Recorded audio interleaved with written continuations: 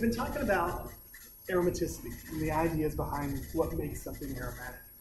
And it's one of those things where Caleb can attest to the fact that these ideas don't go away. Just 2 hours ago, we were talking about cyclobutadiene and how, whether it was aromatic or I asked them a question about it, and I made the assumption that they knew that cyclobutadiene is non-aromatic, right? Because these things are just, aromaticity is such a big thing, and it's such a large part of how nature and molecules interact with one another. For a long time, and I'll talk a little bit more about this when we get into nomenclature. A long time, aromatic compounds were studied. When you think about it, where they first isolated benzene, you went up to the 20s, right? Kekulé was doing work with the 50s.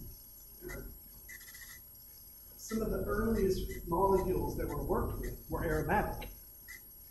And that's because they are extremely prevalent in nature. And they are extremely stable. So as such, you can do a lot with them, and they're not going to be decomposed.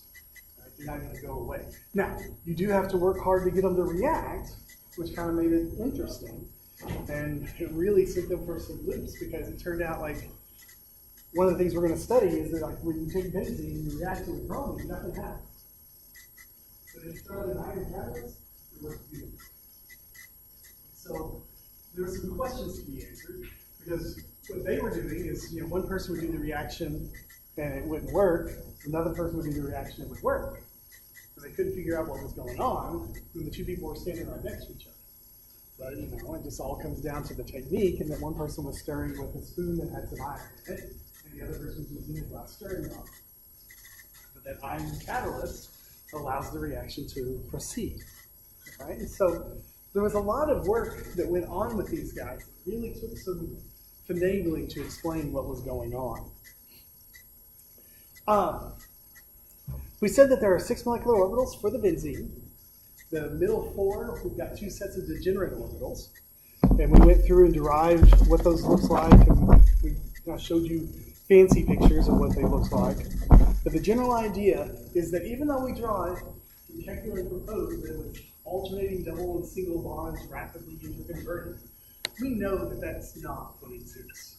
Right? That we're talking about some new unique system of bonding where we don't have single bonds and we don't have double bonds, we have aromatic bonds. We then went to talk about the stability and try to figure out how much resonance stability we gained. That was your alarm to get up, wasn't it? All right, so we took benzene, we reacted with hydrogen under a platinum catalyst, we can form the cyclohexane, we can get that energy, we can compare it to 3 equivalents of cyclohexene, and doing the hydrogenation there, we can figure or estimate that resonance gains us about 150 kilojoules per mole of stabilization.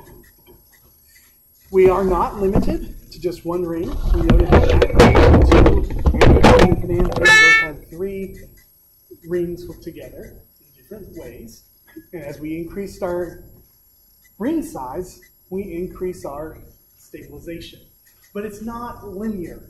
Right? If we double the size of the ring, we don't double our energy. It just goes up some. We then noted and spent the rest of our time talking about how things become aromatic and how we predict whether they will become aromatic or not. We started by looking at cyclobutadiene and noted that instead of being an aromatic species, it's a diradical species. And so it's extremely reactive compared to even an alkene. So this guy doesn't exist as a overlapped double bonds. Right? We talked about how the single bonds extend themselves out so that those pi systems don't interact at all, so that we don't have to worry about it being anti-aromatic. We then talked about the Huckel rules, and we said that there are 4 Huckel rules. The first rule is that everybody has to bring a p orbital to the particle. The second rule was that they have to be able to touch each other. Right? The third rule, they've got to all be in the same plane. And the fourth rule says that it had to have 4n plus 2 electrons. If we meet all of those criteria, then we can have an aromatic system. If we don't meet those criteria, we've got two options. Either it's going to be anti-aromatic or it's going to be non-aromatic. Which is more common, anti-aromatic or non-aromatic? Non-aromatic. Why? Anti-aromatic is higher energy. Right? And so instead of being anti-aromatic, most often we're going to see changes in structure so that it becomes non-aromatic. Right? Anti-aromatic ends up being very rare. The last concept we really talked about were frost circles. And with frost circles, we said that if we took the polygon of the size of cycloalkane or cycloalkene that we're talking about, and we then inscribe the circle on top of it.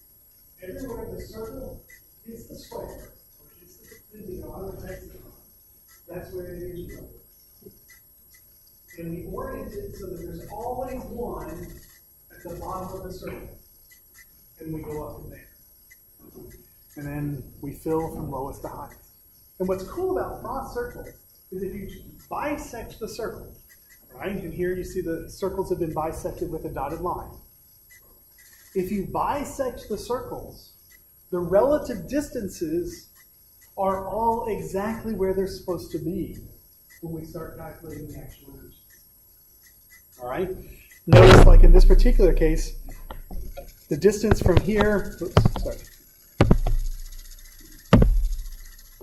right? If we calculated the difference of energy there and the distance for that energy there, they all match up perfectly with the actual energy levels. All right? This isn't a nice picture. It actually is telling us what's going on. And so we can, if you use geometry, you can actually go and calculate the energies of each of these. So, question. Is this guy aromatic or not? First, is it some system of alternating double and single bonds? Yes, right? So, criteria 1 is met. 2, does every atom in the cycle have a p orbital contribute? It does, right? They're all sp2 hybridized. 3, are all p orbitals able to overlap? Can this structure be planar? Sure. All right, we're going to have to do some angle strain, but it can do it. Does it have 4n plus 2 electrons? How many electrons does it have in the pi system? 8. See how it's 2, 4, 6, 8? The Huckel numbers are 4n plus 2, which means we can have 2, 6, 10, 14, etc. So this has 8, so it's a non-Huckel number of electrons. So this guy is not aromatic. Right? Now, if you actually go into a program like ChemSketch and tell you, draw the cyclooctatetraene and say optimize the structure, you see what happens. Right? This is what I drew initially in ChemSketch. And if you've not played around with ChemSketch yet, it really is a fun program to play with. But one of the buttons on the upper right there, it looks like a carbon with 4, it looks like methane, it's carbon with 4 groups on it. Click on it, it's a 3D optimization button. What it does is it goes through and does some rough calculations to figure out the ideal geometry for the problem. Okay? And so click on the 3D optimization, and then you can kind of maneuver and mess around with it. What you see is it adopts this kind of boat shape, right? Where you have 4 atoms in the same plane with each other, and then the other 4 atoms come up and form sort of a boat shape. That's the lowest energy conformation of this guy. So it gets away from being anti-aromatic by losing the polarity. All right? So cyclooctatetraene, we would say, is non-aromatic. Now, let's get into nomenclature just for a bit. All right? The nomenclature of our aromatic systems. Benzene is probably the oldest known aromatic compound, or the first that was isolated and identified. Benzene is its common name, as well as its old iodine name. With the PIN system, however, they decided that they needed some way to include the aromatic compound as well. If you remember back to the chart I gave you last semester about the nomenclature, nowhere on that chart were aromatics to be found. Right? But using the PIN, we can actually name aromatics. Benzene's official PIN name is 6-annuline. And so you can just throw 6-annuline in and then add on all of the other groups. Cyclooctatetraene would be 8-annuline. All right? Cyclodecapentaene would be 10-annuline. That's the next one that's predicted that could be aromatic. Now, 10-annuline does not exist in a stable form. To get it as one giant ring, all the double bonds would have to be 6. The bond angles in that case would be too wide. There would be too much strain there for them to gain anything from the stabilization. Now, you say, well, what if we do two trans instead? What if we throw some trans in? Well, we can get a really nice structure, except this hydrogen is kind of shown askew here. But if this is an sp2 carbon, this hydrogen is trying to get to the exact same spot that carbon's at. This hydrogen is trying to sit where that carbon's at. All right? It can't adopt a planar geometry with those trans there. So 10-annuline is not a stable compound.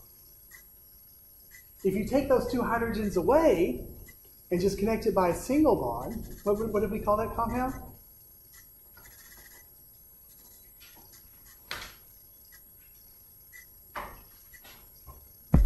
That was naphthalene. All right?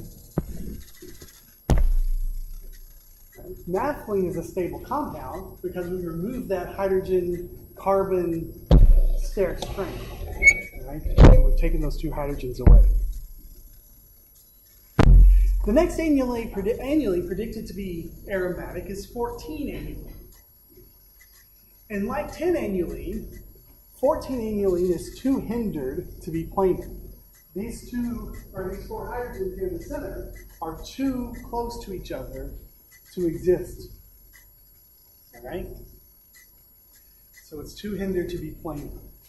It does exist, right? You can synthesize 14-annuline, but it is not aromatic. It is a non-aromatic compound. The next compound was a huge discovery when it was first made. What's the next one that's predicted to be aromatic? 18-annuline, right? And when we get up to 18-annuline, we get to a large enough ring where the hydrogens in the center aren't affected by steric strain. Now, here's where that diamagnetic anisotropy comes into play. Right? What's diamagnetic anisotropy? It's what de-shields the aromatic protons. Right? When you throw the arene into the NMR, into the magnet, the pi electron starts to circulate to create a magnetic field that opposes the applied field, right? And we said that plane, like for a normal benzene,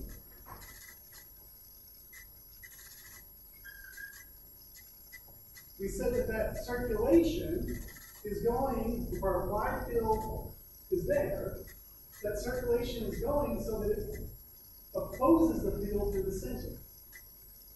But what does that do to the field lines and the protons on the outside? You should see these guys. The field lines go like that, right? So, those hydrogens should be shifted further to the left than they should be, because they're feeling a field that is greater. They're de-shielded. Okay?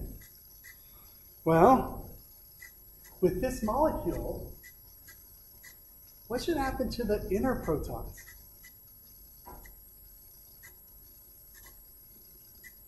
See, now we have protons that are in the center of the ring. So instead of being off to the left, where do you think they're going to be? They're going to go to the right. All right? It turns out the 6 protons on the center showed up at -3 ppm. The protons on the outside showed up at 9.3 ppm. This experiment, when it was done in the NMR, was used as the first true proof of aromaticity. The idea that all of these electrons are able to move throughout the whole system, throughout that whole pi conjugated system. All right? So when this molecule was made, or when this experiment was done, it was a really big deal. Because it proved, beyond a shadow of doubt, that this is what's going on. Up to that point, they just postulated that the arenes were all connected to each other and that all this was going on. This became the proof. All right? This is when they said, okay, the peaks on the center should be way far right. And they were. The diamagnetic anisotropy. The induced magnetic field from the circulating electrons. Now, we go back to naphthalene for just a minute. I said the 10-annuline isn't stable. But naphthalene is. Naphthalene is an example of a polyaromatic hydrocarbon, a class of molecules that is commonly just referred to as PAHs.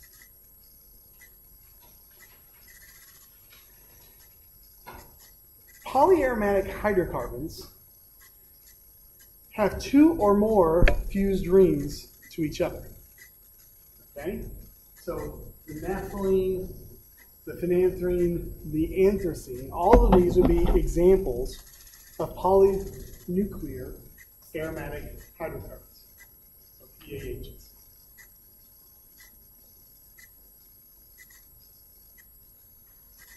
PAHs get a lot of press, or at least they have been over the last 10 years. How many of you have ever heard that you should not eat grilled meat because it gives you cancer? Okay, a few of you. Right? You know why? Why people say that? It's because of PAHs. All right? Good guess, Dustin.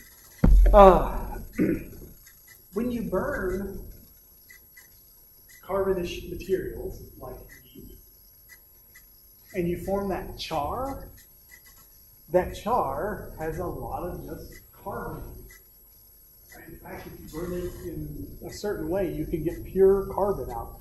Back in the stockroom, I've got carbon black that was made from animal bone.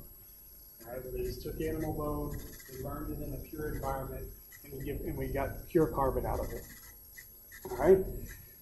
That black stuff, that char, that gives it such a great flavor, has some PAHs, including pyrene and benzoalpha-pyrene and chloramine. All right? You see this alpha thing here in benzoalpha-pyrene? Switch to the highlighter. You see this little C shape there? The backward C shape? There it is. That is what's commonly referred to as the cancer C. Alright? In polyaromatic hydrocarbons, when you have that C shape in your aromatic rings, there's a high probability that that compound is going to be carcinogenic. Right? And benzoalpha-pyrene is highly carcinogenic, and it is found in that char from cooked meats. And so, yes, it is true that eating meat that has been, eating a steak well done with the char really dark and all could cause cancer. Now, granted, you need to eat like 2.6, 2.7 grams of the char daily for the next 30 years. But if you eat 2 to 3 grams of it for the next 30 years, you will have a higher incidence of cancer than someone who doesn't. So, choose wisely. I will have my steak. There's many other things that will kill me first. Like Diet Coke and diabetes and the sugars will get me. All right, question. What do you think the PK of this guy's going to be?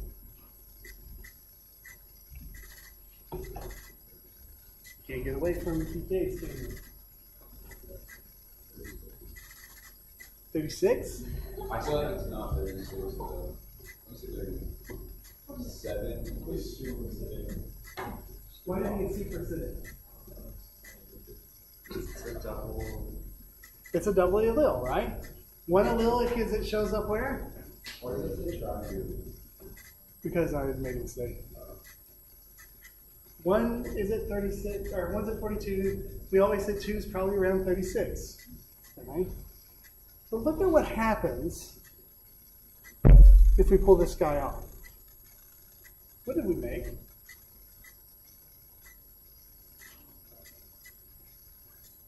Is it some system of conjugated atoms? Does everybody have hemoglobin contributed to party?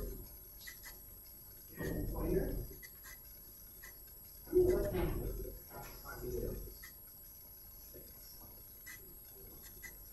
So, overall, what is this ion? It's aromatic. Alright?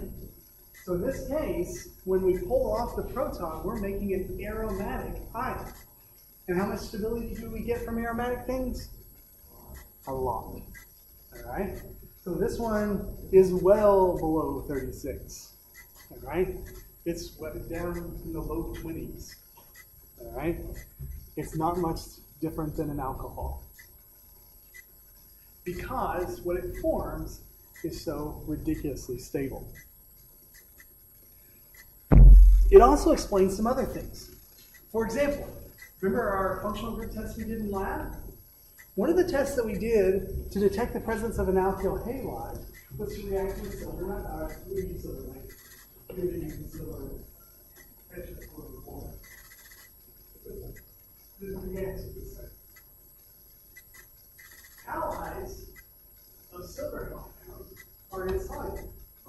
So if there's a chlorine present or a bromine present, the silver will pull that off, fall out of the salt. And so that was our test.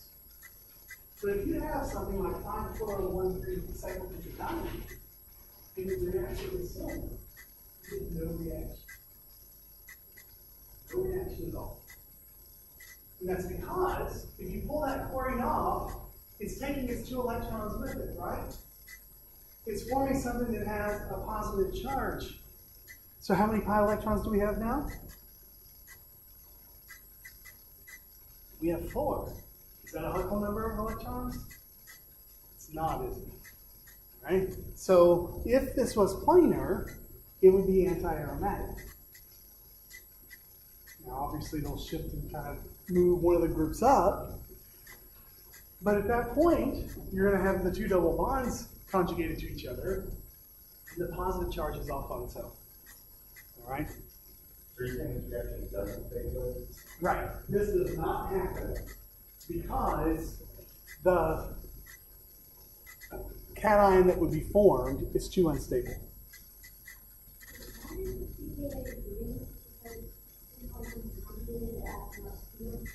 No, it lowered. It lowered from 36 down to the low 20. Because the conjugate base is so much more stable. So it's much more willing to give off protons. It's forming something that's stable.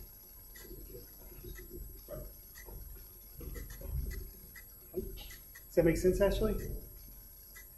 Where's the base for an sp3 carbon hydrogen? What's its start rate?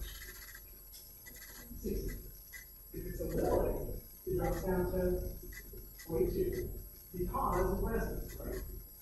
If it's doubly a lily, it drops down to 36 because it's now adding another resonance.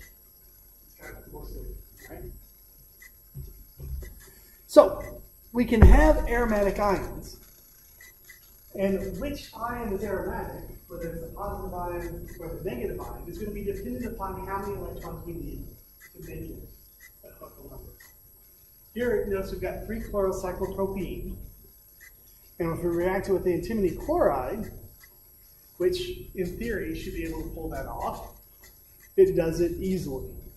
Because now we're going to have 2 electrons in our pi system, which is a Huckel number. Right? So with this ring, we can do this reaction that works well.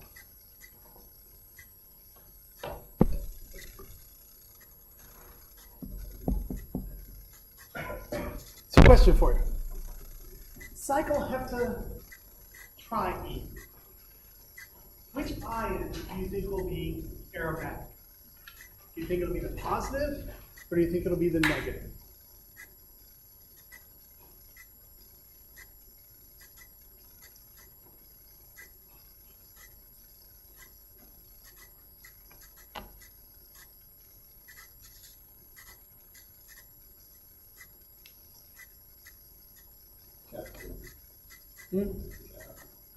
Or do you think it'll be the cation? If we look at our distribution, right? If we put in 2 more electrons, if we put in 2, 4, 6 electrons, they're all in bonding orbitals with stability, right? If we put in another 2, where are they going to have to go? Into the anti-bonding orbitals. They're going to be higher in energy, right? At that point, then we'd be dealing with 8 electrons, which is our non-Huckel number. So in this case, it's going to be the positive ion. The positive ion here actually gets its own common name, the tropylium ion. The tropylium ion is a 7-membered aromatic cation.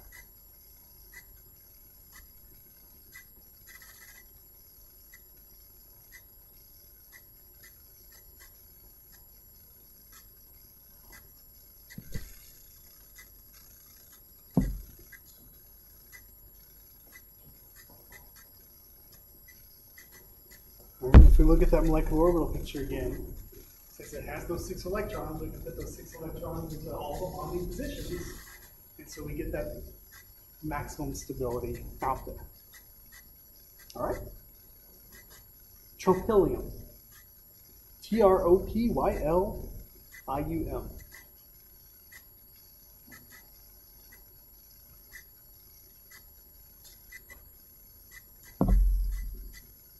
Now, everything we've talked about to this point, our rings have been homocycles.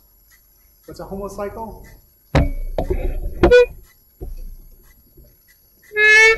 Homo is same, so all of our atoms have been the same, right? They're all carbons. We can have aromatic compounds, though, that are heterocycles, where we have other atoms. And here you see some examples of some common heterocyclic aromatic compounds. The one on the upper left is the one I love to hate. That's pyridine. That has that rotten peanut smell. It's disgusting. The middle compound there is furan. You might remember that we've used tetrahydrofuran, THF. Right? This is furan. If you add hydrogens in each position and get rid of the double bonds, then we've added more hydrogens, so it's tetrahydrofuran. And you can see some others that are there. The bottom right there, you can see one with sulfur. That's called thiophene. Whether the heteroatom participates by donating electrons or donating an NTP orbital is completely dependent upon whether the electrons are needed or not. Look at pyridine up there. Look at the nitrogen on pyridine. Where is its lone pair of electrons going to be? What orbital?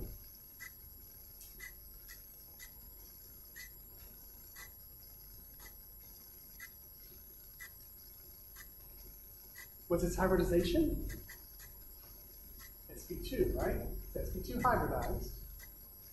What's the p orbital what's the p orbital do? It's part of the conjugated system, right? So where does that lone pair have to be? It has to be planar in an sp2 orbital. All right? So in the pyridine molecule, it's contributing one electron to the aromatic system in that p orbital. But the lone pair itself is out in an sp2 orbital. That's why pyridine works as a good organic base. It has a pair of electrons out there that it can use to pull a proton off of something. It's also, by nature of it being aromatic, pretty organic-y, right? And so it'll dissolve a lot of organic compounds. So you'll find pyridine used a lot as a base in organic because it can be used as the solvent as well. So that's why we should use it a lot. No. All right. Here you can see furan there on the left. Right? You notice the furan, that oxygen is going to have two lone pairs of electrons on it, right? One of the lone pairs is going to be involved in the aromatic system, so that we have 6 pi electrons, so that we can be aromatic. The other lone pair is going to be in an sp2 orbital. On the right, you see pyrrole, the nitrogen equivalent of furan. All right? Picture of pyrrole, or the line structure of pyrrole, would be that.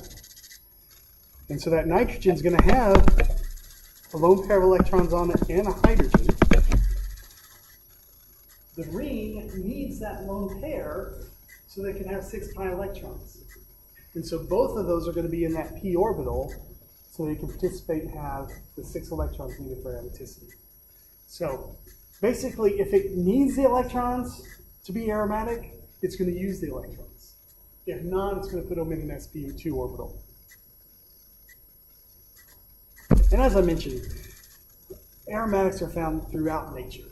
Here are just 4 molecules that are chosen at random, but just to show you things that have aromatic rings. On the left there, you have indole, which is an aromatic heterocycle. Think about it, it's got 2, 4, 6, 8. Is the lone pair nitrogen participating in aromaticity, or is it somewhere else?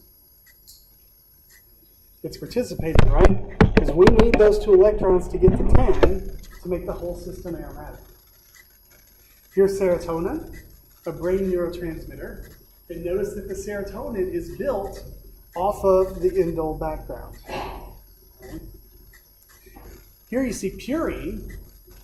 Purine is a base that's used in your DNA to make up some of the side chains of that. And you see one of our favorite molecules on the right, which is made up or made from a purine, caffeine. Right? So let's think about nomenclature. That finishes up. All right, that kind of ends our discussion there on the concept of aromaticity. Okay, so we should be good to go then on the aromaticity essential competency. Okay, that's just showing you molecules and saying is this aromatic or not, those sorts of things. So once you go through and do the sapling assignment on aromaticity, you should be ready to go then to take the competency. Not all the sapling assignment, but because there's some nomenclature on it too. But in 12 more minutes, maybe. All right. The problem with aromatics is that since they were some of the earliest known compounds, and since they don't lend themselves well to systematic nomenclature, many of them are still called by their common name. For example, benzene, I have never seen 6 annually anywhere outside of the textbook. it's always just referred to as benzene. Ethylbenzene doesn't have a special name. It's just ethylbenzene. If there's a methyl group on it, it's called toluene. And I've said for years, if we had a boy, that would be one of the names I'd push for it. Because I like toluene, just sounds cool. You could call him tall.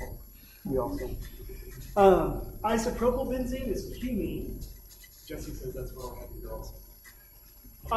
And then vinyl benzene, where we have that vinyl group attached to benzene, is known as styrene. You might know that better as its polymerized form, polystyrene. If there's an OH on it, it's phenol.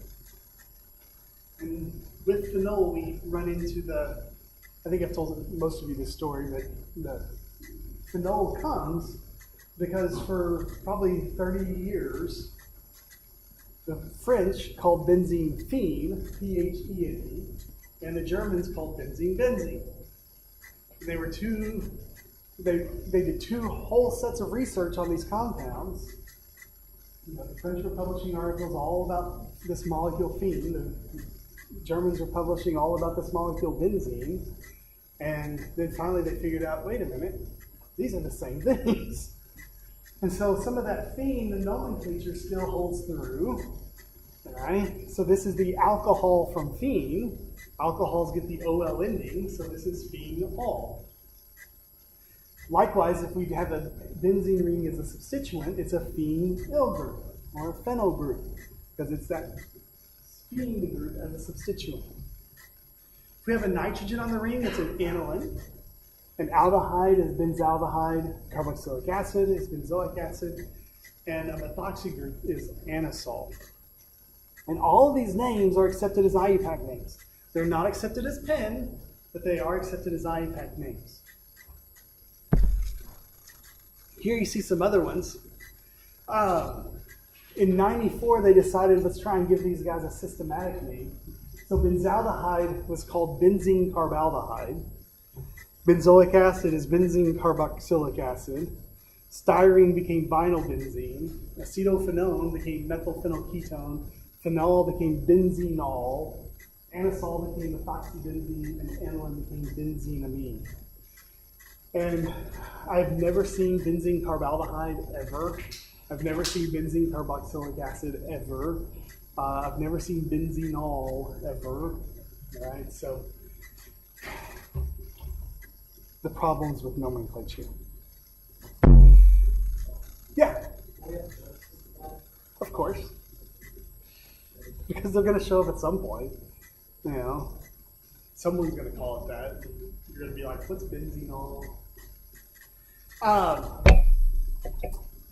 If you have substituted phenols, even some of those have common names. Like 3-methylphenol goes by the name of metacresol. 1,2-benzene diol goes by the name of catechol. 1,3-benzene diol goes by the name of resorcinol, and 1,4-benzene diol goes by the name of hydroquinone. Right? Those are all just common names associated with it. Now, from an IUPAC perspective, all of these compounds that we've talked about basically can become the base chain or the parent, and then we can have groups attached to them. All right? So when we name an aromatic compound in the IUPAC way, what we do is we say, okay, what's my parent? What's my highest priority ring? And we kind of rank the groups by priority just like we did for PEN. So benzoic acid is always going to be the highest priority. Then we're going to name what substituents we have on the ring. And then finally just put it all together in alphabetical order. Now, in the common system, they didn't use numbers for di-substituting, but only di-substituted. For di-substituted, if they're next to each other, they call them ortho. If they're in the 1-3 arrangement, they call them meta. And if they're opposite, they call it para. But that is only for di-substituted aromatic rings. Once you go to tri, you have to use numbers.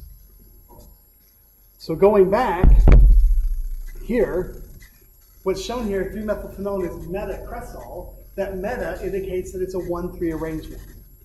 We can also have orthocresol, and we can have paracresol. Right? Ortho would just mean that the OH and the methyl group are right next to each other. Para would mean they're directly across from each other.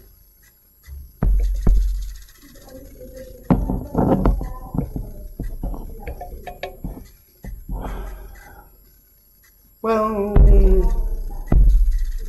like you can't do that with the diols because they notice catechol, resorcinol, and hydroquinone are really the OHs ortho, meta, and para to each other. So you can't do it with all of them. But like with xylene, you can. All right, xylene we used in lab this week. Remember the structure? What's the structure of xylene? It's got 2 methyl groups on it, right? So here that would be orthoxylene. That would be metaxylene, and that would be paraxylene. And if the bottle says xylenes, it means it's a mixture of all 3. Hexanes is a mixture of compounds that have about 6 carbons. All right, so with this guy, right, the highest priority group, right, is going to be that cumene. Remember, isopropylbenzene is cumene, and then there's a chlorine group on carbon 3. So we can call this 3-chlorocumene, or we can call it metachlorocumene. And both of those are acceptable names for it. Okay. If I do say IUPAC, though, IUPAC will not, as far as my knowledge, has never accepted OM&P. All right, IUPAC does require numbers. But OM&P is common, or is considered common. Here you see a substituted aniline. All right, the parent is that aniline, the nitrogen attached to the benzene ring. The bromine is on carbon 3. And so we have 3-bromoaniline or metabromoaniline.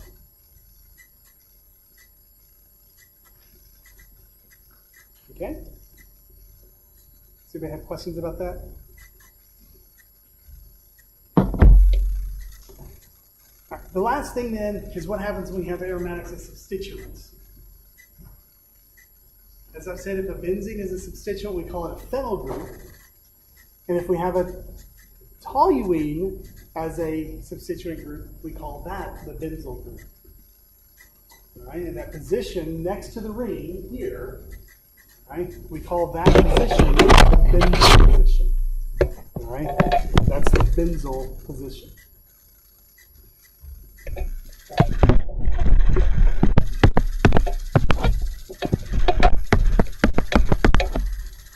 What would the common name of that alcohol be?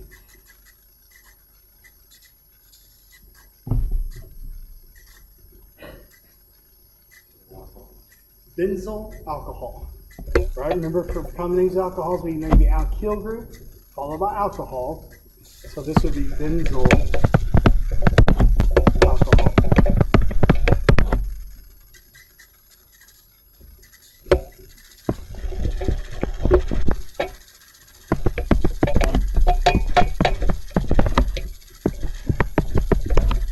What would that be? Give me a common name for that.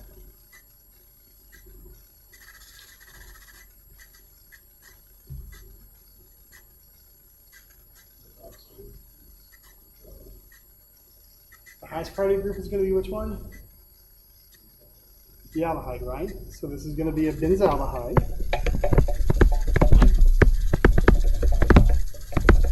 And what's our substituent group then? A methoxy group. And what carbon is it on? It's the 3 carbon. So that's the meta position. So this would be meta methoxy benzaldehyde. That's one word. Right? Metamethoxybenzaldehyde.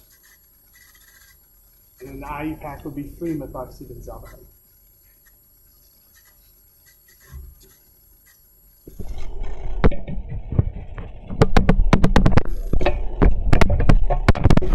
For the old IUPAC, yeah.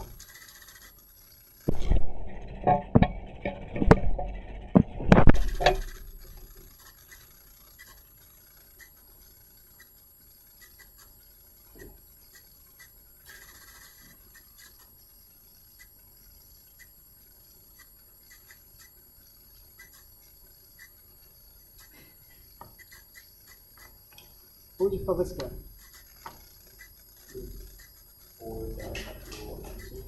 3,4-dimethyl-anisole. Be one name for it.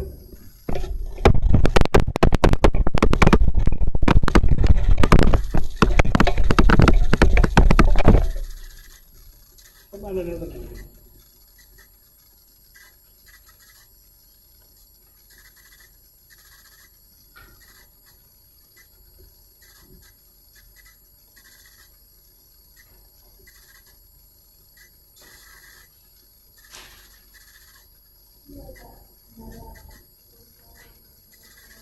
It could be like a meta. Whoa, don't do it. You can write meta dash, but most people just write down. Meta methoxy ortho xylate. I know I did. And there are exceptions to the rule.